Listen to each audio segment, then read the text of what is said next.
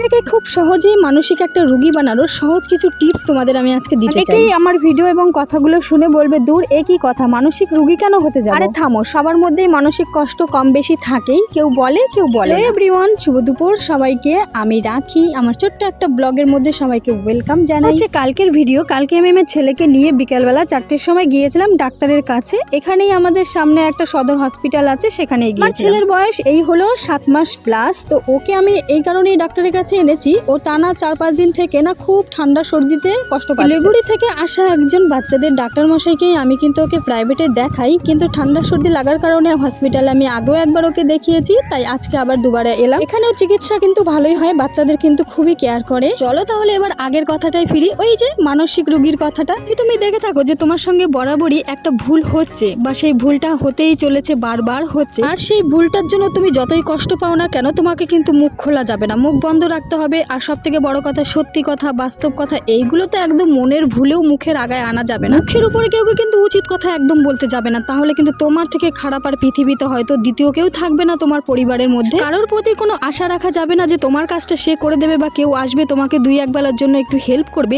এইটা তো একদমই ভুলে যাও। আর যদি তুমি 1-2 বাচ্চার মা হয়ে থাকো, সেই বাচ্চার যত রকম ঝামেলা আছে সেটা তোমাকে একাকেই বাপু সামলাতে হবে। বাচ্চা তোমার সামলাতে তো তোমাকে একাকেই হবে। দাদু থাকুক, ঠাকুমা, কাকা, জ্যাঠা, যে যা মন্যায় থাকুক গা, কেউ কিন্তু তোমাকে 2 পয়সার হেল্প করবে না। কথা শোনানোর বেলায় সবাই থাকবে। বাচ্চাকে কি করে বড় করতে হয়, কি করে মানুষ করতে হয়, কি করে খাওয়াতে হয়, কি করে স্কুল পাঠাতে হয়, পড়াশোনার ডিসিপ্লিন, কার সঙ্গে কি কেমন ব্যবহার করবে, সমস্ত কিছু এই জ্ঞানগুলো দেওয়ার লোকের কিন্তু অভাব নেই। অথচ 2 ঘন্টা তোমার বাচ্চাকে একজন সামলাবে, সেরকম একটা লোক কিন্তু তুমি হাতের কাছে পাবে। আজ টানা 5 দিন থেকে আমার ছেলেটা সর্দি কাশির জন্য খুবই কষ্ট পাচ্ছে। একটা লোককে পেলাম না যে খবর নেওয়ার জন্য। ওই যে বললাম না, বাস্তব কথা কেউ বলতে যাবে না, তাহলে তোমার থেকে খারাপ আর কেউ হবে না। ঠিক আমার সঙ্গেই তেমনটাই, একজনকে উচিত কথা শোনানো হয়েছে, ডাইরেক্ট নয় ইনডাইরেক্ট, তা সেইটা নিয়েই চলছে ফ্যামিলি পলিটিক্স। যার কারণে আমার বাচ্চার খোঁজ খবর এখন কেউ নিচ্ছে না। কোনো সমস্যা নেই তাতেও। আমার একটা কথা সবসময় মনে রাখতে হবে, যে তোমাকে ভালোবাসে না সে তোমার বাচ্চাকে কোনোদিনও মনের থেকে ভালোবাসে না। এটা কিন্তু একদম কঠিন বাস্তব কথা, অনেকেরই গায়ে লাগবে সত্যি, কিন্তু ওই কথায় বলে না, আসলে থেকে সুদের পড়া, ওগুলো ঢং,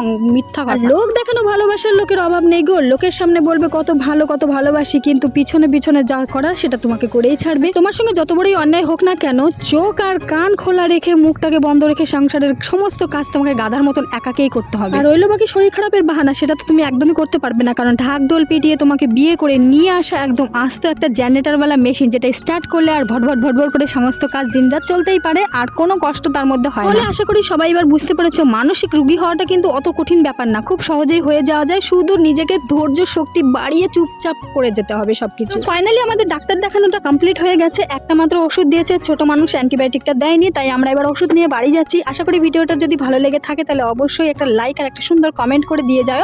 আর কিছু চাই না, ফলো করতে হবে না, এমনিতেই হবে। আমার ভিডিওটা দেখার জন্য অনেক অনেক ধন্যবাদ। Bye bye.